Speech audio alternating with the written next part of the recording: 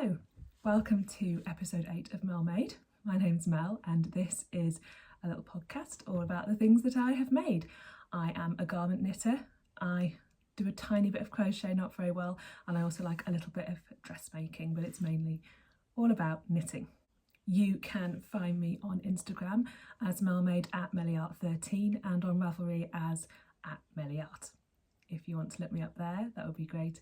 And also please like and subscribe if you like watching these. So it's just right at the end of May, it's almost June and it's so lovely and warm and sunny and I'm really pleased about that. May is actually my favourite month.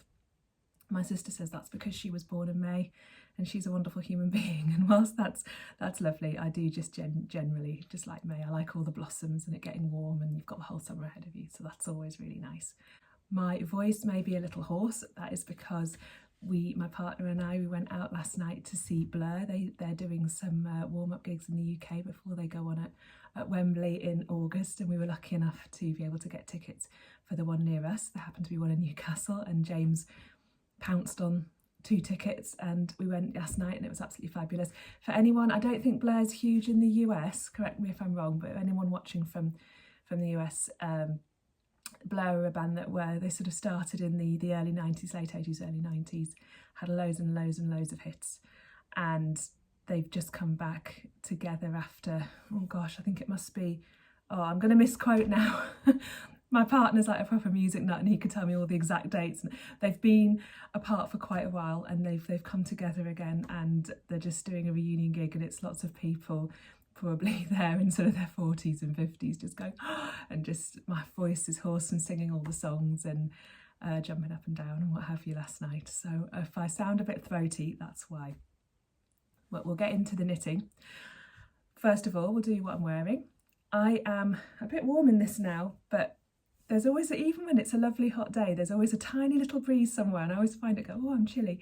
And James always thinks it's insane because he's like, it's really hot. I don't know how you can be cold, but you know, it's a good job I like knitting because I can knit lots of things to keep me warm.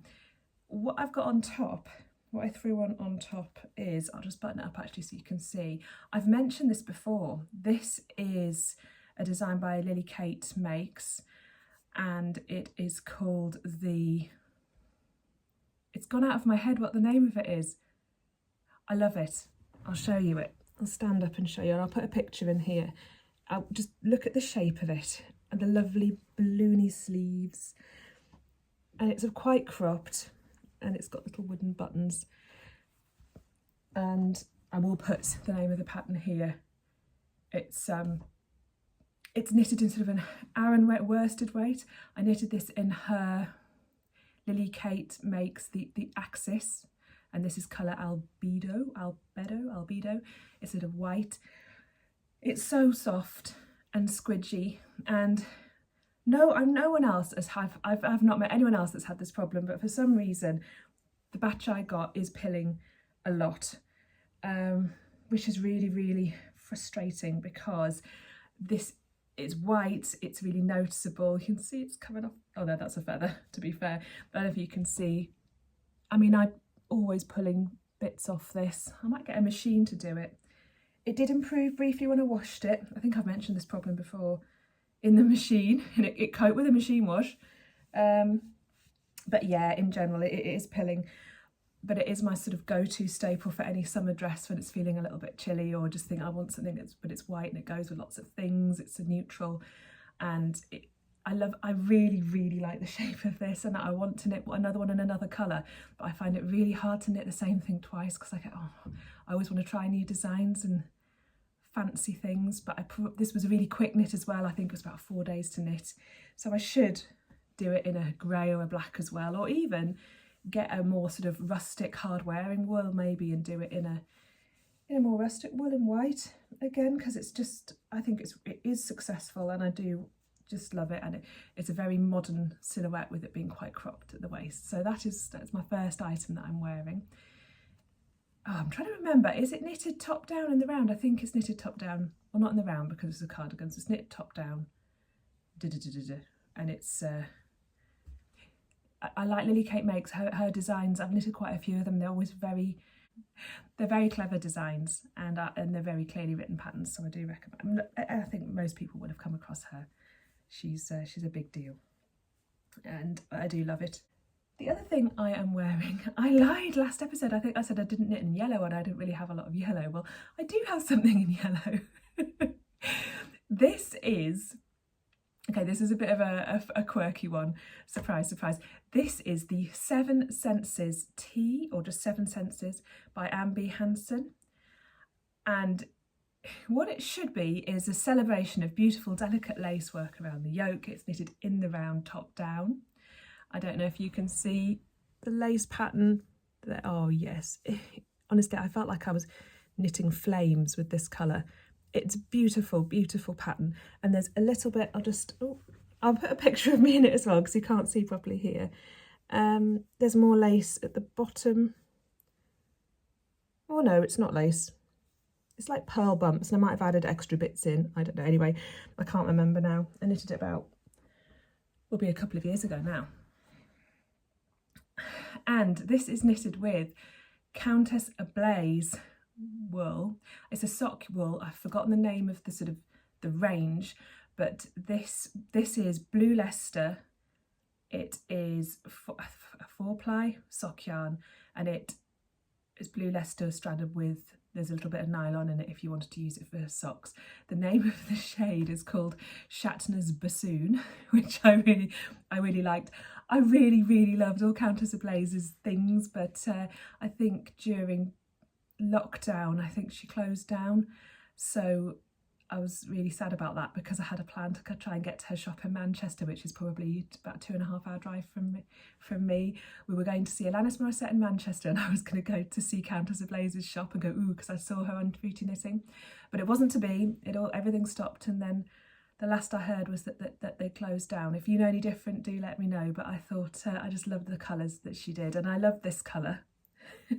But I'm laughing because, as you probably noticed, it's screamingly obvious, I'd never heard of flashing or pooling with variegated yarn, and I just saw the colour and it was so stunning, and I was just like, that colour makes me feel so happy. I want to knit something in it and be a bit bold and a bit daring and wear something quite bright. And I chose the pattern and I got the yarn. It never occurred to me, delicate lace work, probably don't want to obscure that with a yarn that, even here where it hasn't pooled, it's you know, you can't see the lace properly. So I should have used a plain colour for this. Even just one that was bright yellow would have been good. I do have a little bit of a weakness for sort of pink and gold at the moment, so yeah. So even that wasn't right. And anyway, I just knitted away and I was like, oh gosh, it got to here and I was like, uh-oh, we're getting colours that are, and I kept going, why does it keep doing this? It didn't occur to me to alternate skeins. I'd never come across this before. I just hadn't really knitted with variegated yarn or done lace work or anything like that. So I kept going round and round and going, oh look, it's all and it's called pooling and it all flashing, isn't it, when it does this? So because there's the way the wool works and the way it's, I don't know if it's painted or dyed like that, patches of it are pink, patches of it are yellow, and if it's at regular intervals as you go round, the pink and yellow will end up at the same point. So it doesn't, because quite long strands are the same colour and repeats, it doesn't work the way I thought it would work, put it that way. So I carried on, just thinking this is just mad, but I'm going to carry on because I still like the colours. And then by the time I got to the body, I was like, well, I'm not stopping because it's just I've gone on for too long. And then you know, yeah, we had an incredible amount of flashing, I think this is called. And you know, if I did this again, I would alternate skeins, probably not have a plain tee and not a beautiful lace one, and I've knit the beautiful lace, Seven Senses in another yarn. I could knit this pattern again if I liked knitting patterns again, but this would be a contender just to show off that lace because it is a beautiful design. So but I ended up with it, and I was a bit of a hippie when I was younger, and in my heart I probably still am. So I just thought, well, I'm just going to claim that it's on purpose and that it's a tie-dyed, cool, hippie sort of top. And actually, it does work really well under dungarees and sort of dress downy, and it's just fun. So I decided to just decide, it was a happy accident that I wouldn't want to repeat. So I still wear it, but not all the time, not as much as I probably should actually, because it is quite cheerful. But I've got to be in the mood and it's got to be hot and sunny, and yeah. So yeah, that's what I'm wearing. So finished objects. I have one finished object, and I talked about this in my last episode. This is the, hold on, I'm checking my notes here, the library vest from the Outlander knitting book. And this is it, it's done. Oh, sorry, a little crease there because I had it in my box to protect it from any moths with hostile intentions. I will put a picture in as well. I'm just flapping it about now, there you go, I'll try and show you. So there's 3 cables going up the centre which provide the stretch. It's very close fitting, as you can see from the picture. I think last time I showed this to you I had some issues with the neck. The neck was much too tight. I was deciding whether to do a V. I think a V would have looked nice, but I'm not very confident with V-necks, and in the end I decided to just wiggle in sort of a knitting needle and pick stitches up, cut the other bit out. I don't know if that makes sense, but I've picked stitches up and just made my own neckline up, and then re-knitted the ribbing and cast off with a stretchy cast off, and that's worked really well. Thank you very much to those of you who gave me some advice, it was really appreciated. However, after wanting to get this done and going, I want to do it before it gets too hot, I want to wear it with a nice white shirt at work and it'll look really smart. And I got it finished, I was like, yes, I'm going to wear it. And then honestly, you can see from the pictures, it's very, very snug. And actually, I think it's too tight for me to wear comfortably. So I have decided to gift this. I don't know about you, but there are certain people in my life that I know appreciate knitting and how much time it takes. And there's probably some people that aren't as bothered or don't like homemade things. You've got to be knit worthy to receive a handmade, vest or jumper, and understand how much work's gone into it and how wonderful it is to have handmade things that are beautiful, that have got, put a lot of thought and care into. This is knitted in the Fibre Company's Law wool, so it's lamb's wool from Kent. It's undyed, I think that's right, and it's warm and it's rustic and it's beautiful, and it's actually worth a lot of effort, time, thought, and it's actually very high quality. So I could only give this away to someone that would really appreciate it. Now my eldest child has a friend called Leah, and Leah had coincidentally recently said to my eldest that she would absolutely love it if I ever wanted to knit her something, and she'd be very excited. And I thought of Leah when I thought of this because she's very slim, and I think this is her style. I think she'll pull this off. She'll make this even, obviously it's already cool, but she will make this even cooler than it already is. She will look really good at this, I think. So this is for Leah. Now I just have to get my child to meet up with Leah so it can be officially gifted. So that is if I haven't said, the library vest from the Outlander knitting book. It's a 1940s sort of inspired pattern. And that means I still don't have a vest, so I'll have to pick another vest pattern or tank top pattern and adapt it, and I think I'll probably do that towards the autumn because I still want that look. I really like the look of a little shirt with a little vest over the top. That's what I want. So that's my finished object. So on to the whips. Got the whips going on here. I'm going to go first to the Zaftig tea. Can I say that? The Zaftig tea. I will put who it's by here because I can't remember. I got notes but didn't put that bit in, and I will show you how far. It is housed in, this is a beautiful knitting bag. I won this, have I mentioned it before? I'll mention it again. I won this as part of the Alice Starmore knit along hosted by, I think it was Bella of 100 Acre Wool and Gabriella, and there was one other person as well hosting the knit along, and I think I won the cast on part of it. And it's a little knitting bag from Noble Character Crafts, and isn't it pretty? It's so pretty. So I was really, really excited when I won this, and it's my, I think it really is my favourite knitting bag still. So I talked about this last episode. I just had the wool, the skein. I was like going, oh, nice colour. This is Fibre Spates Vivacious 4-ply. It is merino superwash. Now some people go, oh no, superwash, because with superwash all the scales of the wool have been chemically sort of sanded down, something like that. But it means it's very soft for those of us that are sensitive. I know I'm not happy about the chemicals either. But anyway, this is for superwash and for merino. I just think it's lovely quality. I really, really, really like this. I've knitted quite a few things in various things. I do like Fibre Spates stuff. So yeah, the shade is Peacock. Now I've got quite far with this because I hadn't even cast on last time. This is how far I have got. There. Can you see? I don't know if you can see.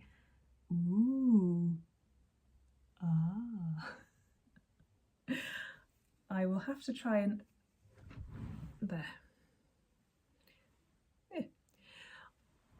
I'll have to try and put a picture on. I've got a picture of when I got down to about here, and I put a picture on. I'll put one in. So it is a top down in the round tee. I love the silhouette of this. It's supposed to be cropped, or you can either have it cropped or you can have it as a sort of more oversized t-shirt. Now I didn't want it cropped, but I didn't want it to be totally oversized, so I wanted it a bit blousy here and slimming right down to be able to tuck it into skirts or jeans or what have you. So, but I'm really long-waisted as well, so not only did I not want a crop top, because I've had 2 children, I'm not getting my tummy out, right? Not that much anyway. And if I show too much skin, I wouldn't wear it as much. I wouldn't want to wear it at work. I would be really cautious about where I wore it. So I wanted it to be able to tuck in and just be... And but I am long-waisted as well, so my body's quite long and my legs are a bit shorter. So a lot of the time I have to knit tops a little bit longer than a pattern says to get the right sort of same fit as maybe it would look like on the model. But because I didn't want to do the oversized one, I decreased under here. See, yeah, I'll explain exactly how it's constructed in a minute, but basically I did the decreases as I was supposed to. I added maybe 20 extra rounds underneath the V of stocking stitch, because you're originally supposed to just really rib just under the V, and that's where it stops. And then I did quite a long ribbing at the bottom. Now this V is in the pattern, this bit I added myself. I hope it works. I sort of ad-libbed it a little bit. I made up as I went along. It's lots of little eyelets, and I did 2 and then I decreased to like 1. And I just thought, it just seemed to make sense with the shape of it. It would look nice having a little line and then the ribbing, just because because the oversized one stops and then there's an expansive stocking stitch and then it's just relaxed. But this is still going zoom, and I just thought it would make sense for that line to go down like that. I think it looks okay. I think this lace will look better when it's blocked. I found this quite a difficult pattern to follow. I don't know if it's just me, because I'm not used to knitting in the round top down. I've done it before. I'm not totally new to it, but it's not my preferred way of knitting things. I'm a seam, bottom up, seam it. That's my comfort zone. So when I use a pattern that's using that method, I sort of really want things spelled out for me, and it was just, I found it a bit confusing. I felt like the pattern sort of expected me to know and understand what was going on a bit more than maybe I did. But there's one where you can use a cast on, and one of the suggested cast ons was Judy's Magic Cast On, which is what you would use if you were knitting toe-up socks. And it's it's very clever, and there's lots of YouTube videos on how you can do it, and I've learned to do it, and I'm like, oh, it's brilliant. But then it said something like cast on, I'm going to make this up, I'm not going to say the numbers, but say it said cast on 10 stitches. But what it meant is if you're using Judy's Magic Cast On, you're casting on 20 stitches because you need 10 for the other side, but it didn't explain that. So I had quite a few false starts. And then it wanted me to do, I think they were wrap and turn short rows, but I decided to do German short rows, which I still think would work better. But this is my fault, not the pattern's fault. I did the German short rows wrong, so I had loads of long bits of wool in the back, and I've pulled some of them along, and some of them have just stayed there. Like, can you see that? Some of them are just, I think they'll just sit there and I'll just block it and make sure it'll be fine. I know I should pull it out, but you can't really tell on the other side, and I think it'll be all right when it's blocked. But yeah, so I had a little bit of a hairy time with the short waist, and I always felt like, maybe it's because I don't read patterns all the way through, I just launch myself into them, and that is something that I probably should work on, but I probably won't. If you're using this pattern, read it all through first, just to check, because there's little bits that can catch you out. For instance, whilst doing the lace, now normally patterns I would use to do the lace and at the same time in bold letters do X, Y or Z. This one was like, go and do the lace, and then a bit later it was like, but remember to do this, and I was like, oh, but I'm looking at the chart now. So I knitted the lace chart probably about 4 centimetres longer or 3 centimetres longer than I should have done before I joined in the round under the armholes.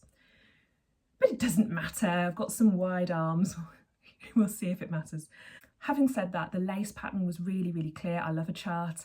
I keep moaning about lace and then knitting loads of lace. I really, really get annoyed normally knitting lace, but then I love how it looks afterwards, which makes it all worth it. This time I enjoyed knitting the lace. I think the chart was really clear. I liked it. I think that was really well done. It must be that some people don't like charts because there's another part of the pattern which is just the written instructions, because someone must have said I need the written instructions, but I think that's more confusing, but I'm quite a visual person, so it must just be me. Anyway, I feel like I've complained a bit about the pattern. I would recommend it. I would just say don't do it if you're a beginner, and just sort of keep in mind that it can be a little bit tricky to follow sometimes, if you're someone with my sort of capacity anyway. So I've got all the way down, I've done my ribbing, I think it fits. It's still a bit shorter than I should knit it, and I always have this. I knit things in the round and then I don't knit long enough, because I always think, oh, it must be long enough, it's definitely long enough, and I sort of hold it up and think, yeah, it's fine, and I forget about my chest, and I forget about, you know, ribbing pulls and then it gets shorter. You know, if anything pulls or stretches with negative ease, it's going to get a bit shorter. I always forget about that. I'm naughty, I don't always try things on, and then I wish I had tried them on, and the amount of things I've knitted in the round, got to the bottom, cast off, going, haha, tried it on and then gone, oh, and realised I've had to, especially if I've done the stretchy cast off with the needle, and then you've got to unpick and then recast, well, catch the stitches again, knit round for another inch or so, and it's just, every time I say to myself, I'm not going to do this next time, I'm going to be really good, I am going to make sure I knit it long enough that I don't have to do this. And again with this one I was like, I can probably cast off now. Then I tried it on and I thought, oh, it's still a little bit short, and I was thinking I'm going to have to, I did get the needles back in, and no, I hadn't cast off, but I did sort of start knitting again around, and I did another couple of rounds, and I thought, hold on though, hold on, because this time the superwash might work in my favour, because superwash grows, doesn't it, when it's blocked? I know I've heard that, I'm sure I've experienced that. It's known to grow in length. So, and it's only about half an inch I need, and I always use blocking to rescue me, but I don't even think I'll need to aggressively block it. I think it's going to be fine. It's going to grow with a blocking and a washing. It will just, sure, I'm sure it'll be okay. If it's not, I will just do it again, pick up the stitches from the bottom, curse myself, and yeah, and crack on.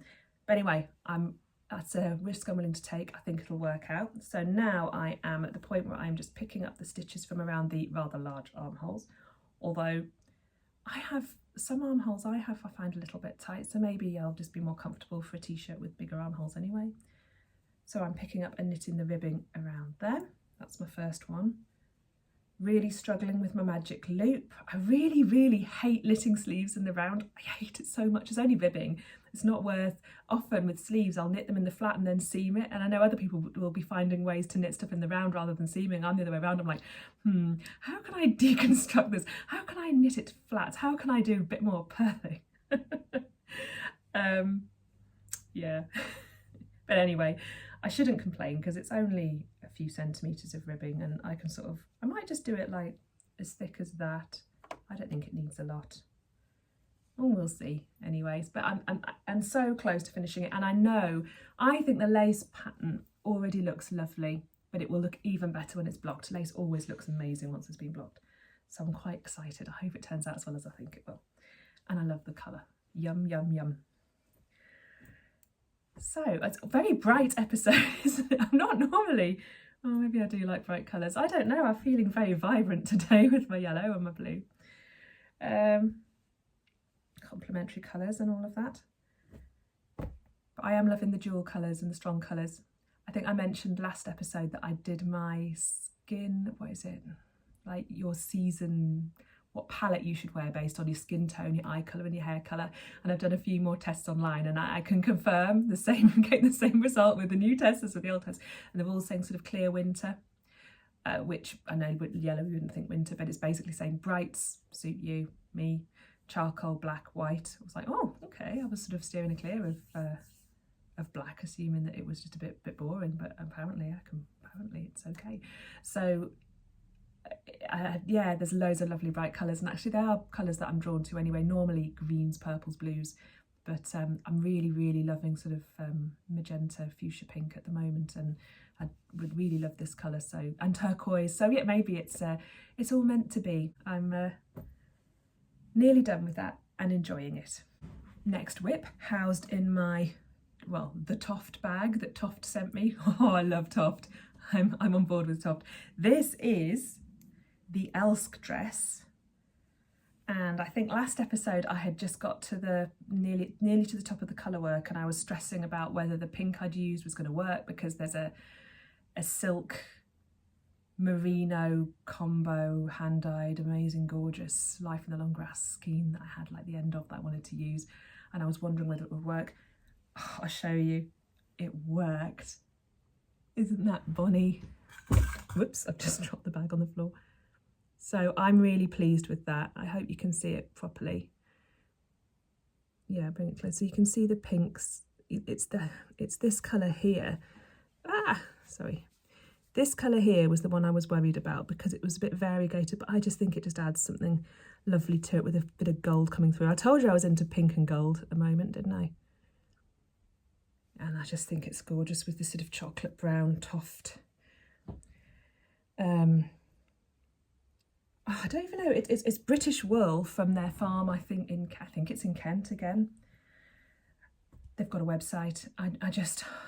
It's like a thread weight. It looks so thin, and you get it and you just think, ooh, that's thin. And then when it knits up, it fluffs, and it is so soft. And this is how much I've done. I have got. So we started at the bottom. We knitted a hem.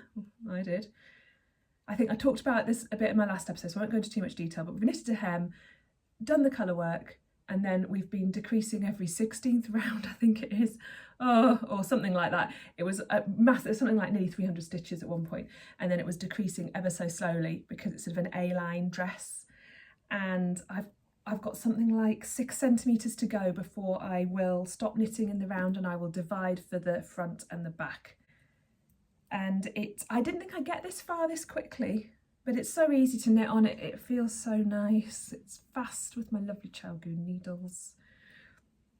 And I'm slowing down a little bit now and concentrating on my tea, because I just think I won't be able to wear this now until the autumn anyway, even if I finished it, but I hope I should get it finished by then. It's going to be a labour of love. It's a long-term project, so I'm not in a massive hurry. I always say that and then I get in a hurry and finish them. I just love, I'm a project knitter rather than a process knitter. I love seeing things finished. I love wearing them. I get excited to wear them. I think I just like clothes. But yeah, I'm really pleased with the progress. The one thing I have had to do more aggressive blocking, I measured the bottom of well, I did all the measurements and I worked it all out and I did my gauge, and I decided to knit size medium. But the thing is, I have problems because I have a certain chest size, which is probably I think it's 100 centimetres. It's quite big chest size really for my frame. My shoulders are small, so my upper body's a different size. It's probably a small. Chest size is normally medium to large, but then things will stretch off, and so I stick to a medium. Waist size, well, it used to be back to small, probably kidding myself, more like a medium now. But my hips are bigger, so I'm probably like a pear shape. And I always forget that. And obviously with knitting, it's normally you're dealing with the top half, so I don't have to worry about what's going on with my hips, because I normally knit things, that at the very most go down to the top of my hips, and then I've got a ribbing and it's all fine because it'll stretch anyway. And with this dress, I did measure my hips and everything, and took it all into account, and thought that'll be good. And I know that I think it was Deborah Newton saying everything has to hang off here, it has to fit well here or it won't look good. And I did focus on that, and I was like, oh yes, that'll work. But then I think what I've forgotten is when I measured and everything, this sits well below your hips. So I thought, oh, this will be fine because it's maybe 2 or 3 centimetres, or at least maybe 2 centimetres wider than my hip size. It'll be fine. Well, that still doesn't work, does it? Because if it's sitting just above your knees, or I don't know, it's a short dress, I would wear it with tights. This needs to be a lot, actually quite a bit wider than your hips, because it's an A-line skirt, so it's going to go in, and where it goes in, that's where it has to be wide enough for your hips. So I probably should have knitted a large at the bottom, changed to a medium, changed to a small. Would probably have been a better way to do this.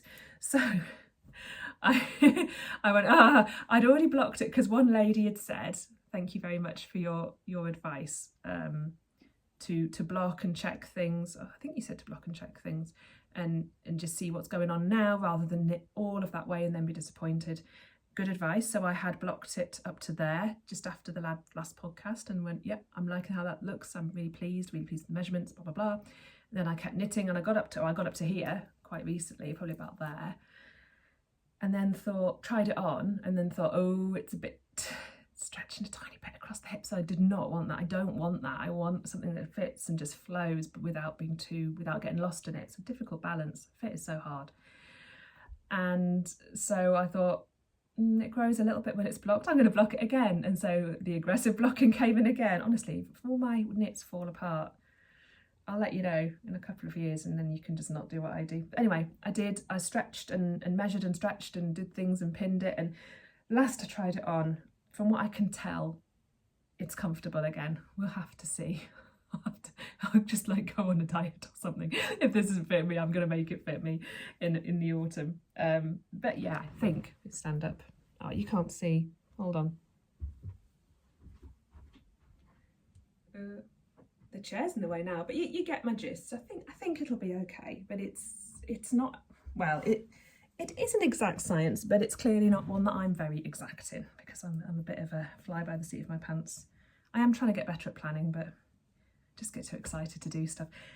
Anyway, very happy with this. That's just going to be an ongoing thing. We're going on holiday at the end of next month, me and my friend and the children, and there's going to be a long plane ride and things, and I think this could be a really good holiday travel project because it's just shoo, shoo, shoo, round, and I'll, yeah, just love it. So that is the Elsk dress. The third whip, I am going to include at this time, my poor dad. I've told the story about my dad's socks about 4 times now, so I'm just going to say, watch the episodes if you want to know about my dad's socks, you might not. Here's what I've done on sock number 2. Right. I'm sorry if you, I don't think my dad watches this. I think my parents are totally baffled by my knitting, although they do like knitted things, I suppose. My dad, if you watch this, I'm really sorry I'm not a better daughter. I know it should be, it's the summer now, you don't need it till the winter, do you? These socks will be 2 years late. Done the ribbing, done like 2 lines of the pattern. These are, I can't even remember what they're called anymore. Oh my goodness, I'll put the name down here. They're a beautiful pattern. He chose the yarn. It's like copper coin, hedgehog, it's hedgehog fibres. I think it's called copper coin, the yarn. Or tuppenny penny, don't know. Not doing very well, am I? It's just been going on for so long, I don't know. It's not my sort of colours. I look at them and go, oh gosh, no. But I mean, they wouldn't suit me anyway. And I think people are drawn to colours that suit them. But anyway, my dad loves this, and this is his colour. And he chose the wool after the failure of the last sock that my mother, what's the word? She just stole. It stole the right word. What did she do? Commandeered. Let's say my mother commandeered the last ones I knitted for him because they didn't fit him. So here we are. And that is how far I've got. What a devoted daughter. I'm being a very selfish knitter at the moment, but it'll happen. How long? Do you know what? If I saw someone else doing this, I'd be like, oh my goodness, how long could it take to knit a sock? Just, you know, shut up and get on with it. I'm like, yeah, but I want to knit my tea. And I'll wear that now. And you've probably even forgotten that I'm knitting them. Anyway, I thought I will show it because I have made some progress. I didn't last time because I haven't made any. But that's my injury's fault as well. It's not just I had knitter's elbow. That's a long story. You can see that. No one needs to hear any more about that. The gym's working. Strength training's working. Am I the only person that goes to the gym so they can knit? I think it's confused the guy in the gym that's helping with the weights. He's a bit like, right. But you know, if it makes me healthy and it floats my boat, why not? Weight training to knit. But yes, that is my dad's socks. Right, this is a new section. Well, it's not a section, it's a section this time. I don't know if I'll do it again. This is what I'm going to call the swip. The soon-to-be whip. Doesn't quite work, but I like swip. I love Fable knitwear. Every design I see of this woman's is amazing and I absolutely love it. I think, oh my goodness, are they Danish? I think they might be Danish. I'll put it down here if I'm wrong. And they've got this book out and it's in Danish, it's not in English, and you know, because I'm English and you know, I've got a friend who can speak, you know, German, Russian, you know, English isn't her first language, and it's just amazing what she can do. And I'm really ashamed because I can speak a little bit of French, a bit of Spanish, and some Lugandan, just randomly. But I don't really have another language in which I'm fluent, and languages aren't my strong point. And I did message the lady that wrote the amazing, beautiful knitting pattern book, and said, along with like quite a few other people, is this going to come out in English? And at the moment, I don't think there's plans to at the moment. But if you're watching, lady that does Fable knitwear, I absolutely love everything you've done and I want to knit everything. Some of the patterns though individually are out in English, and I have decided to knit the Rowena jumper. It's a very simple one. There's lots of more, they're all very romantic, airy, feminine designs, like fairy tale things. That's what I like them. The Rowena jumper is quite a simple classic design. It's got a roll neck or a turtleneck, and I've decided to knit that with, it's Badmer yarns. I saw them, Fruity Knitting went to the Swiss Yarn Festival and interviewed this lady, and she has made links with Mongolian cashmere goat farmers directly, and she's getting the yarn fleece from them, so I think it's all ethical, and they've got links with the animals and the farmers, so it's more like a traceable, I suppose. And then the fleece is processed in Switzerland, and because they've cut out the middleman, the idea is that there's affordable Mongolian cashmere. And I was always really worried about cashmere because I know it's got a bit of a reputation. I was just like, oh, well, what if it comes from somewhere where it's not ethical? I think a lot of things, probably on the bigger websites in the UK, I think they do have sort of certain standards, so it might just be me being overly cautious. But I really like the sound of, you know, they've been out there, seen how the animals are treated and stuff, and then they had this fleece, and then they were processing it, but it was affordable. Now, I mean, it's affordable compared to other cashmere. It's still expensive, but I mean, it's not expensive for what you're getting, I don't think. So I got excited and ordered some. I'll show you. This is it. I ordered it in a burgundy. I wanted a black because I thought a black classic. I wanted a black classic fitted nice sweater that I would wear to work, or when I wanted to be smart, that I would keep, that would be a basic that would go with lots of things. And I thought, if I'm going to spend a lot of money on some cashmere, it should be something that I'll just, you know, is a staple. But the black was all sold out, and then this burgundy is so beautiful. Oh, and it's going to be so nice, and for it'll be nice at Christmas. But apparently cashmere will breathe, so in theory you can wear it in lots of different seasons, layer it up in the winter. 3-ply colour burgundy, Mongolian cashmere, and I have knitted a little swatch. Where is my swatch? I'm struggling to get gauge because this isn't, I can't remember what yarn's being called for with the Rowena jumper, but it's a bit thicker than this. But I knitted this with 4.5mm needles, and then I've blocked it. Here we are, there's my little swatch. Now you can see light through it. It has bloomed. It's not as close as I would normally want it to be, but the guidance on the website does say I knit tightly anyway, so 4.5mm isn't such a stretch as it would be for other people.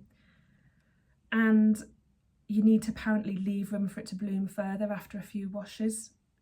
And I think I would, if that was on, that you wouldn't see anything through it. And, you know, I think it's gorgeous. And it's the way that I'll get gauge, because I really and I know I could, in theory, amend all the measurements and the row counts and stuff, and I probably could do that. But I don't think I've mentally got the capacity to do that at the moment, and I really wouldn't want to do it wrong. I feel like I'd need someone keeping me right, because I feel like I think I've got it and I always forget one thing and it all goes wrong. So, and also because this is knitted bottom up but in the round, and then there's little lovely little sleeve details. I just, if I was doing everything seamed in pieces, I would be much more confident in changing the gauge and rewriting the pattern a little bit to make it work. I would be so much more confident. I've done that before with my friend's lace cardigan in linen, where I got a pattern and didn't have the I talked about it in another episode, and I didn't have the sleeve pattern, so I wrote the sleeves flat and made it work with the lace pattern, and I was really proud of that. Yeah, it's when things start to be in the round of a slightly different construction that sort of knocks my confidence a little bit. So I wanted to just knit it according to the instructions. But also I'm slightly between sizes, so it would make sense having a slightly bigger needle. Look at me convincing, I'm just convincing myself it'll be fine. It'll be fine. There's a little leaflet that came with it when it was delivered. Really sweet.